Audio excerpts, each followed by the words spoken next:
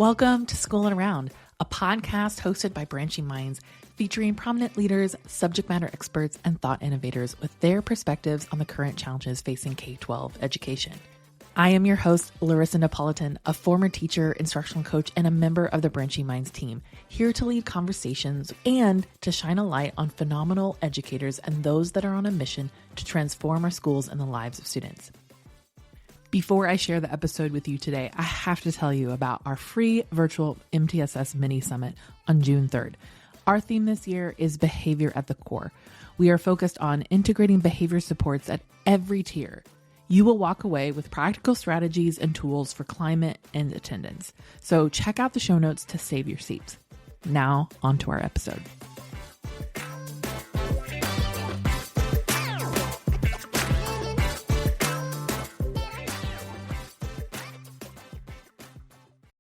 One of my greatest joys as an educator is watching former students go on and do amazing things. Even though I taught middle school, seeing them walk across the stage at graduation was the highlight of my career. Here at Branching Minds, our long-term district partnerships give us a similar front row seat to our partners' growth and success. We've been along for the ride and we love it.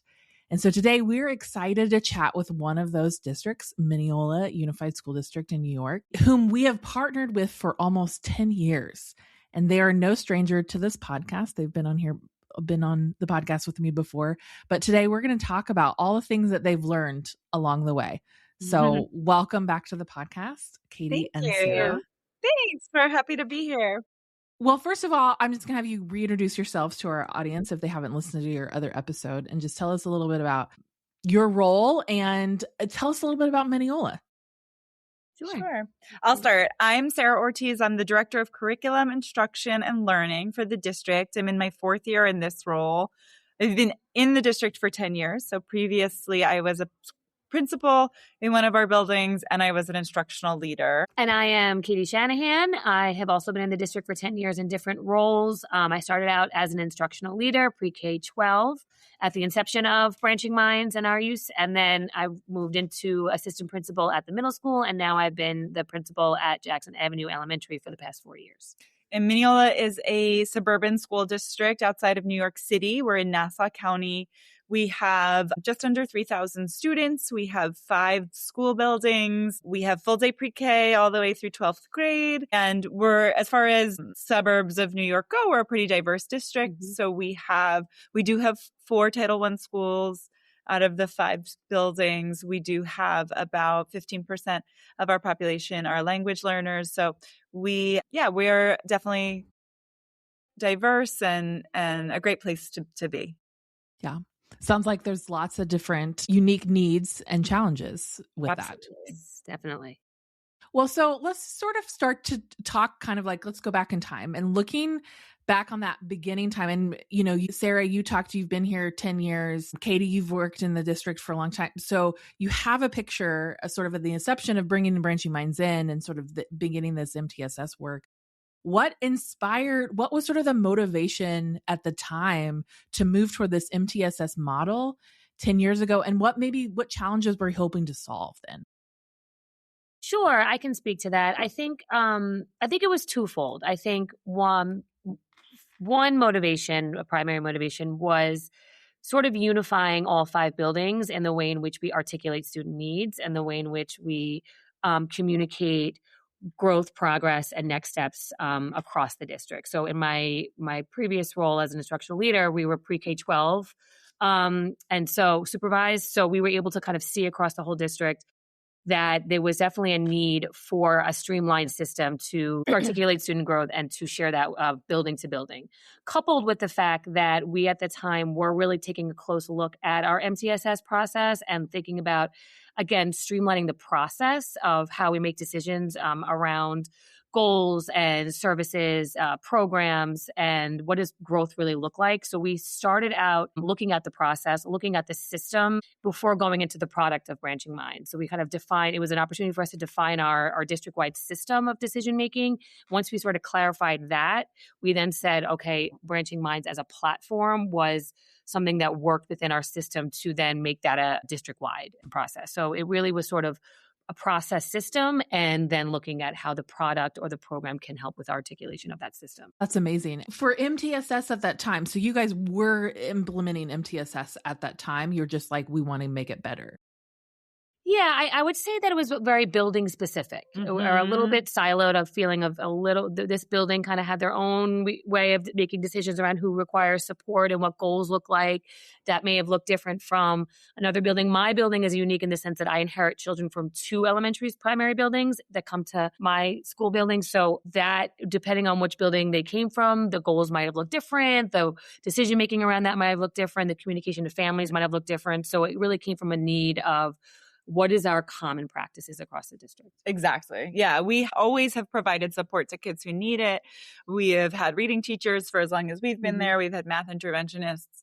But in terms of making decisions in a common, logical, research-based way that we all could feel good about and communicate with stakeholders about, we really needed to dig in there. And so that's where it really came from. And Branching Minds was a real support in helping us get to a place where we continue to feel good about what our decision making is, and also continue to think about how we can refine our decision making. Yeah. Well, that makes a lot of sense. And I think, there's people that have never heard of MTSS, right? There's educators where that's not a thing. Maybe they still are only really utilizing the language of RTI, even though it's similar base models. And what I find interesting, even like I think back on my career, even 10, 15 years ago, I understood what MTSS was, but as far as that sort of like common practice and common language, that everyone understood what that meant. And it wasn't just that one person who did MTSS. Like, I feel like bringing it all together really helps everyone understand the part that they play in that. Do you feel like that there was a lot of that work that you had to do initially, bringing together those silos, is really educating everyone to get everyone on the same page? Yeah. I mean, my initial reaction to that was, I think over the 10 years, we have gone from a place of reactive support and providing intervention to kids who are falling through the cracks to proactive. Is our tier 1 doing what it needs to do? Can we intervene earlier with, we have all these incredible specialists in our building. How do we get them to give their expert knowledge to, the day-to-day practitioners earlier? So we're hitting more kids earlier on, just making better decisions for everyone all the time. I really do think we've gotten much better at that, but it is a long process, right? Like, I don't think we were having conversations about tier 1 immediately. I think there's the cleanup that you have to do, the alignment you have to do. Everybody has all these different opinions of when things should happen and where. And so first coming to those common understandings and agreements, and then being able to kind of say, okay, so now how deep at the root can we get to support more kids across the board? And that conversation keeps going. I mean, we just came out of a meeting where we were talking about, okay, well, can we add in this layer to get more support earlier on for more kids? I love that. I love that you sort of identified that it was reactive, and now you're like, you can be more proactive, because I think that's the dream, right? To be able to be like, okay, now we're at a place where we're preempting these problems instead of waiting for a student to fail, or, oh, these are all the students that we've left behind. In a previous conversation we had, we talked about, you guys used that language of calling it MTSS 1.0, and now you're at 2.0. What does that sort of practically look like over the last decade? And are there any key practices or strategies that have helped refine or reimagine how you do MTSS over the last decade? Sure, I can speak a little bit to that. So yes, our MTSS 1.0, as Sara articulated, is very much looking at our tier 1 first, and then from there coming up with some root causes as to what we want to refine, and then going to tier 2 and tier 3 and refining our decision-making practices regarding who requires those services, how do we progress monitor, what are the common progress monitors, what does a goal look like, and then how do we communicate progress. So that was sort of like our 1.0 launch of MTSS. It has grown since then. I mean, I think it's one of these things where you're constantly spiraling back to refine, but then you're also pushing forward. So 2 ways that we've sort of evolved MTSS is in, at least in from my work here, has been around how do we support specifically our Ls, and then how do we support with behavior? Because MTSS, the distinction between RTI, many distinctions, and MTSS is now you're really coupling in that multi-tiered support system, including behavior. So we began to with behavior specifically, we began to sort of mimic this similar process of screening, identifying first and foremost, what are our tier 1 practices for supporting behavior across an entire building? From there, what are some universal screeners we can use to sort of proactively identify children that maybe require some goals around certain SEL competencies, such as self-regulation, problem solving, social problem solving, like really defining those skills that we want to make decisions about. How do we set a goal? How do we monitor progress? So we really just like mimicked what we're doing in the world of academics to behavior. And I know that Branching Minds also evolved at the same time with being able to be a space where that is housed for us. And that's a work in progress for us as far as the housing part, but we are utilizing a lot of those resources. And then for our learners that are Ls, we always have inputted our NICESLAT data into the Branching Minds platform as a data point to look at when we're looking at a data profile to create a goal for our learners in Branching Minds. This year, we're actually creating goals using specifically the NICESLAT data and those that have not grown or maybe stayed the same from the previous year, and then inputting those goals and tracking progress very similarly to how we do that with our other universal screeners. So we've kind of grown as a practitioner in looking now at 2 specific sub areas of MTSS that we wanted to evolve. Yeah. And when you say Ls for our audience, you're talking your language learners? English language learners, yes. I remember that from a previous conversation, just like the abbreviation of that. And so I want to clarify that for the audience. So you're saying that you now have a universal screener for your English language learners. And so you're able then to tier their support for that. That's amazing. I love that because I do feel like that's a unique need versus you have your language learning plans, but it kind of falls differently than like an IEP does. And so having that system is really helpful, especially if you have a large population. So I love that. So in all of this work that you're doing, what were some of those biggest challenges you faced on? And I ask this question because I think about a lot of our listeners who either are getting started or they're in the middle of this. And sometimes just even hearing of like, oh, people who are 10 years down the road of this work, they encountered this as well. So I'd like for you to talk a little bit about those big challenges that you had some in your early stages of implementation or re-implementation and how you went to overcome them. Well, I think that one of the challenges is just keeping people aligned, and every building, even if we meet, every building does kind of want to do their thing. Everybody has unique personalities. Every building has like its own sort of way of going about their day to day. And so just like sticking to it, and while letting people do their thing, letting people be successful in the way that they're successful, but sticking to sort of our must-dos.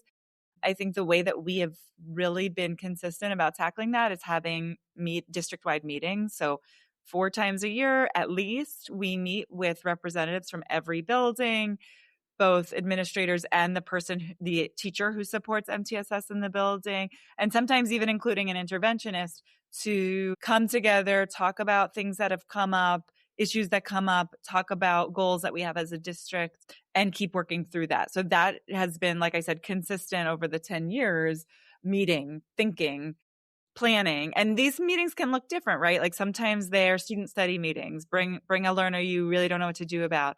Sometimes it's learning. We're going to all read this article about how to best intervene around L so that we can all support our buildings. And sometimes it's, wow, we've really gotten off track with how we're communicating with families. Let's come back to the table and make sure we're all using the same verbiage so that it makes sense for our families. So again, and then name a bunch of other things here about we having those meetings and having that space for buildings to bring issues and district to bring goals has been really effective in helping us stay aligned and helping make sure that buildings can do what they need to do while staying aligned to the larger picture. And I'll jump off of what Sara said too. I think a part of that is we created with guidance from Branching Minds, we did create a district MTSS manual framework that we drafted 10 years ago. And that is a living document that we bring out at those meetings and look through.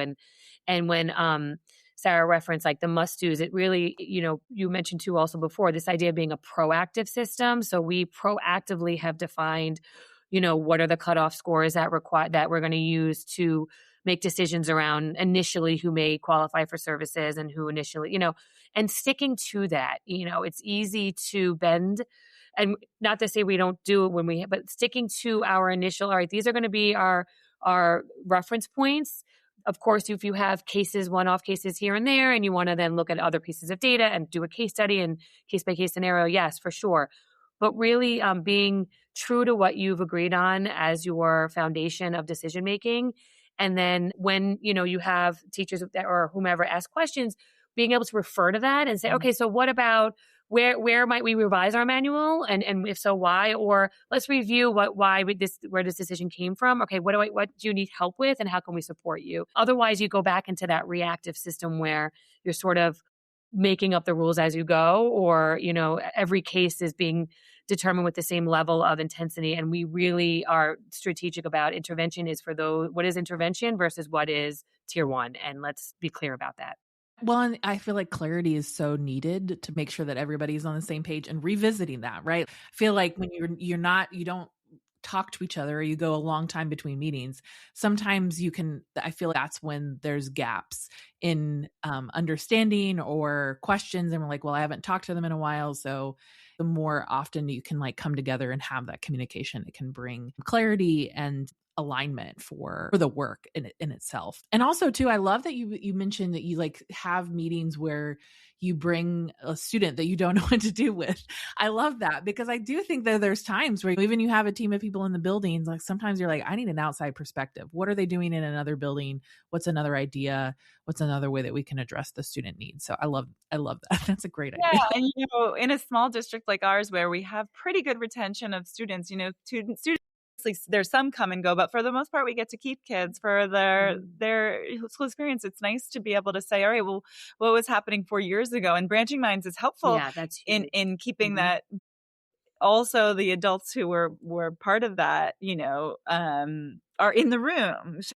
So it's an important way to talk about kids if it's available to you. And again, they say the smartest person in the room is the room. I don't know where that came from, but that's what they say. That's what it's a quote we've heard, but it's real, right? Just because everybody has such a great deal of expertise. So we look to each other to support each other. Well, and I think we forget that historical data or that historical knowledge of a student can be so helpful as they move throughout their career. It's much like when you work with a family, you bring in the family. They have a knowledge and understanding of the student that we could never have as educators. And, and I think the same goes with their past teachers than the experiences those students had. Because we know, right? You're not just the entity of that year, right? The students aren't just that experience of that year. So it's important to bring everybody in. So speaking of the students, how do you feel like the MTSS practices or the work that you guys have been doing in this last decade has impacted your students and staff at overall school culture, district culture? Are there any measurable outcomes that you've seen throughout this time? I'll just say, we've always been, and I think this has strengthened over the years of being really data driven and really becoming fluent, and not just the people that are running the IST, the instructional support meetings, or the people that are on the committees that Sara referenced. But I think, at least I'll speak for the building I work in, that has now extended to classroom teachers, and all teachers that are supporting all of our students have grown in their data fluency and their ability to be aware of what data means, be able to interpret it, to make decisions around it, and to understand the why behind what is growth, what is just having a common language has gone from sort of maybe our committee of MTSS staff to now really, I would say, the entire staff. And that has been something that we've worked on. And I think we're celebrating that everyone is becoming versed in being able to speak to the data and being able to understand and then advocate for learners centered around the data, and then all right, this is just one piece. What other data do we need? And that's been a lot of our work in evolving our system. Yeah, I would agree and echo. One tangible shift we've made is we have changed the way we assess learners. So we always used the NWEA as a tool to assess kids spring, winter, fall, winter, spring. But then we felt like, that's not enough. We need another data point, because that's great. It's helpful, but we need a little bit more. And so we adopted Easy CBM actually because of Branching Minds. And now we use that K to 6 We have, a specific one that we use for our L's, as Katie mentioned, in our dual language program. So just the commitment to the data and also the desire to have better data is definitely a culture shift we've seen over the years. I would say too, another huge culture shift related to the data is the progress monitoring. We spent a lot of time professionally developing our staff around what does it mean to progress monitor. When we first started our journey, we had, and this may resonate with some of the listeners, there was a lot of different progress monitors. And so you'd come to the table and you really couldn't tell the story of growth because it was apples to oranges to bananas. Yes, you saw growth in one, but then it wasn't comparable to something else. So through the Easy CBM and really articulating what are we looking for to measure progress has helped to really help us to have a productive conversation with whoever the team of teachers is regarding what is expected growth. Is the learner making the expected growth? How do we know? And then even so, within that growth, what are some areas and what are we going to do about it? That conversation can't happen when you're coming to the table with different progress monitors. So I think that has been a real tangible, positive consequence to all of this. Yeah. Well, I think even, I love that you use the language like they're fluent in the data talk or whatever. I think that's for many classroom teachers, I think, there's an element of data that we understand, but really you think about pre-service training and how probably don't go into depth as much into understanding assessment data and understanding all of these different pieces. And I think, growth over time is really helping make that connection for teachers and really looking at data objectively and not just bringing in that qualitative experience that they have with the student, I think can be so important for newer teachers. And even I think teachers that they've been in the classroom a long time and they do what they do. And so I think it's important to be able to have those conversations. So I love that's sort of a big culture shift, because I always just think that data it can kind of seem like big bad data, right? You hear that conversation with teachers all the time. Well, my students are more than a test score, but also understanding the role that can play and help in understanding or getting to the root cause for students. I am curious, and kind of talking about data, the role that Branching Minds particularly has played in some of this data talk that you've had. How do you feel like having that tool has really helped? Yeah. Just having that interface and being able to plug in our different data points and pop out, those green, red, yellow, orange triangles has been a nice starting place, especially for our buildings who are just starting out. Also, just the resources that Branching Minds has available. I mean, we were planning for our committee meeting next week and looking at some of the videos that are on Branching Minds. It's like just a starting place for having these conversations. What are other people doing? How can we use what exists to support us? But then specifically the historical data has been really, really helpful. So we upload all the state test scores every year. We upload the different benchmark scores every year. If a child is getting intensive intervention, we upload the progress monitor. So being able to see that over time can be really helpful, especially when a kid is coming up, let's say they're in 5th grade and they just entered into the middle school and we have some concerns. Well, now we can look back and see what did it look like in 4th grade, 3rd grade, 2nd grade. Maybe they didn't get support in 2nd grade. So why was that? Or whatever the case is, having that historically there as a living document has been really helpful in conversations about what to do next. Sometimes when a kid does need more intervention, more services, having all of that there within the system of Branching Minds is a great indicator. Well, we've been supporting them with really high level intervention for the last 3 years. Maybe it's time, like maybe he's doing okay, but we want him to do even better. So just having that as a space has been and again, all of the buildings using that has been a helpful tool. And when you say ready, you mean to move on to maybe special education services or something like that? Yeah. Exactly. Okay. And that's what I thought. Ready to make the decision that we are comfortable with saying, that although the data may indicate certain needs, we're comfortable with other data that we have in there showing that the child may not need these services anymore. So it goes both ways. Yeah. Well, and I think that's so important. I think with special education referrals, I talk to a lot of our different customers and how having historical data, having a place to collect all of that is really helpful to having really high quality special education referrals, right? And it helps make that decision easier. So So, Yeah. and when you zoom into the individual learning plan on Branching Minds, I would say, one big aha moment, to go back to your point about the special education referrals. When I first got here, Branching Mind was a platform that we had, but what was being inputted was data that really wasn't telling a story because it wasn't streamlined. So now that we have a clear, we kind of took a step back and we looked at our process and our clear decision making and what data are we going to use, what data are we going to use to show growth on goals that we've created in Branching Minds, so that when we get to the table when it comes with special ed referral, we're all using the same information. It's not dependent on whatever was decided by that committee chairperson at the time. It's going to be streamlined. We did start using forgive me, I can't remember the acronym, but the data collection where their attendance goes into EWS. Yes. I think, yes. Yeah. And that, I think, was such a nice addition because, again, when we're looking at, well, is an intervention working or how well is a child doing based on the data, their attendance and punctuality is huge. We know this, right? The research tells us that. So having that in Branching Minds has been a nice feature that was added. Yeah.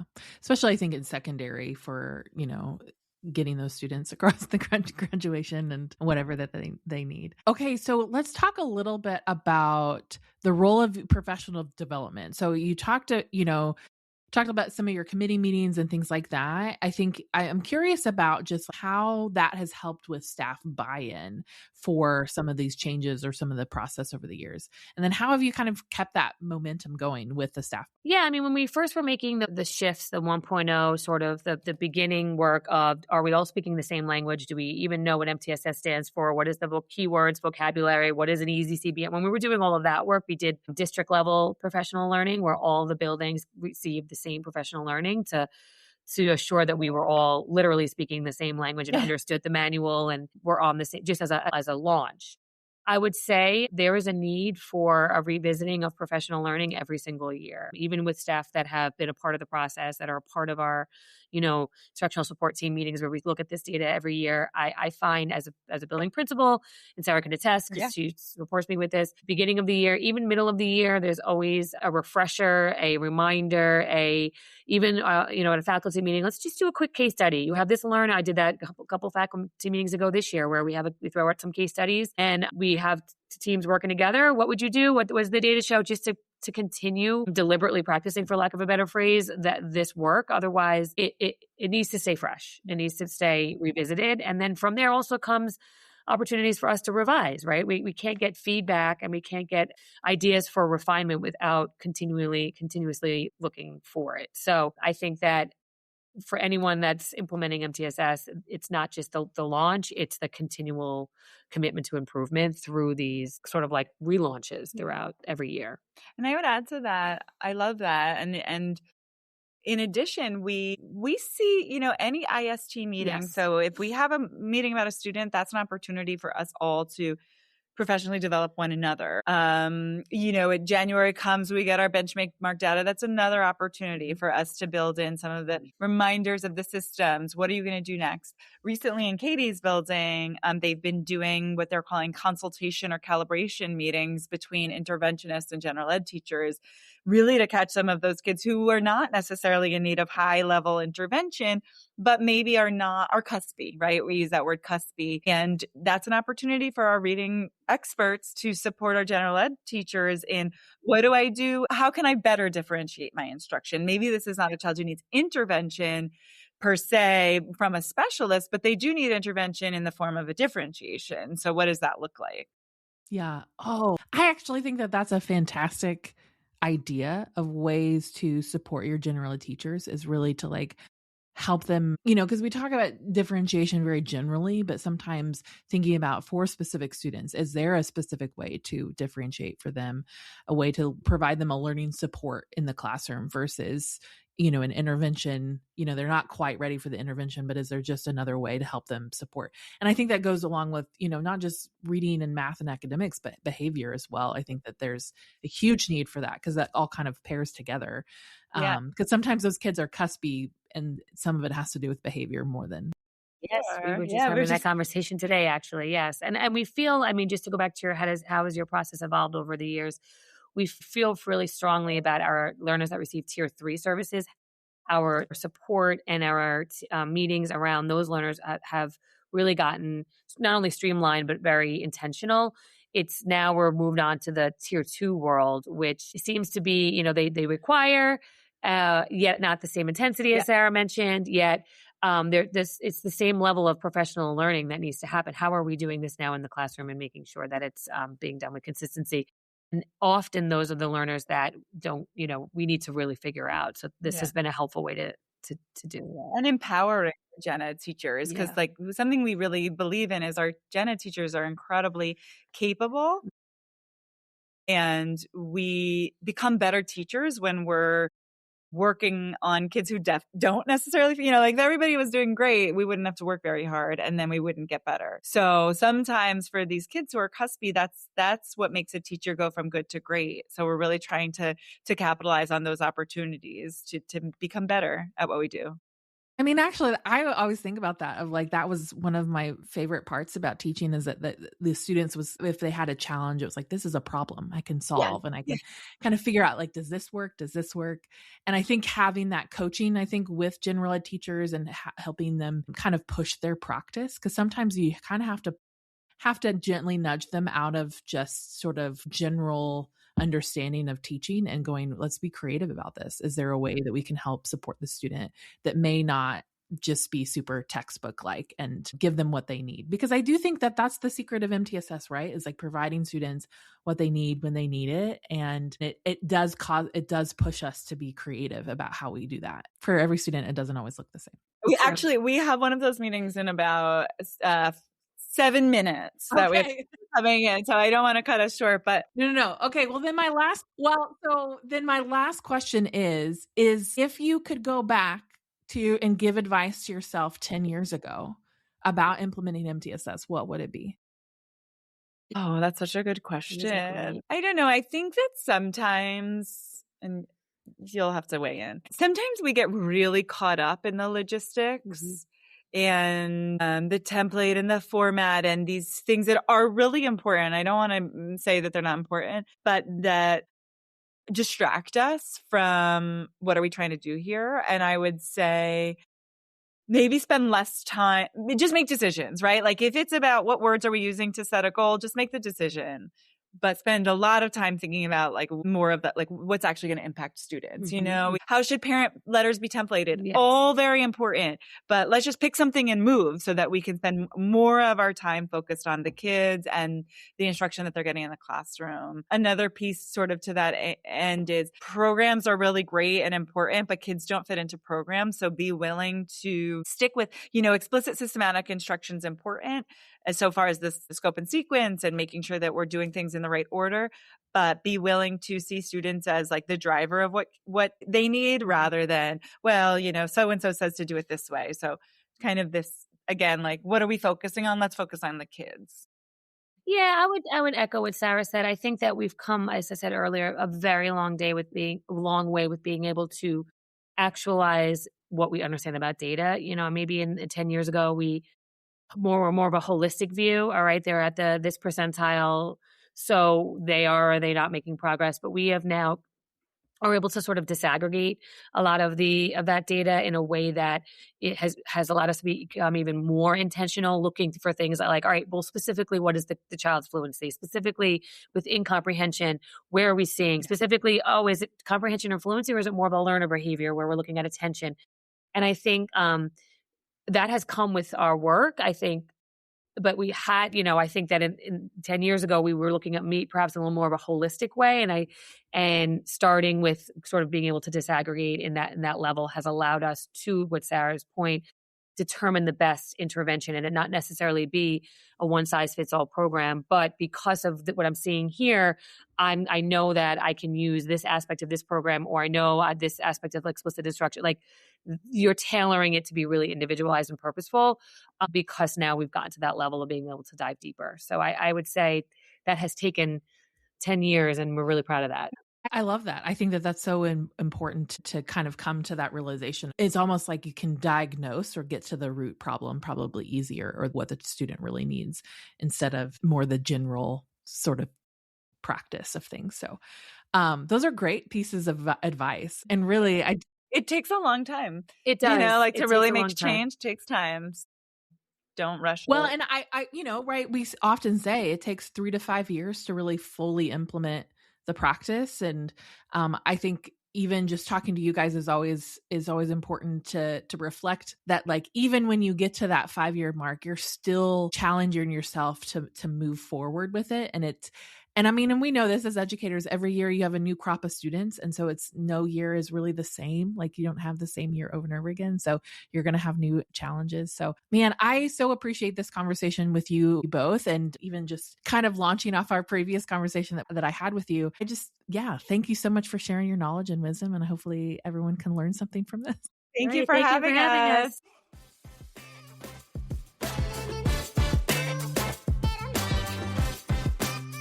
Thanks for listening to Schoolin' Around, a podcast hosted by Branching Minds. Go ahead and subscribe to our feed wherever you listen to podcasts. And don't forget, if you are enjoying our content, would you do us a favor and rate and review our podcast on iTunes? This helps others find our podcast and lets us know how much you love what we're creating. Branching Minds is an educational technology company using learning sciences and technology to help districts effectively personalize learning through MTSS. To learn more about us, check out our website, branchingminds.com, or follow us on Twitter, Facebook, or LinkedIn at Branching Minds.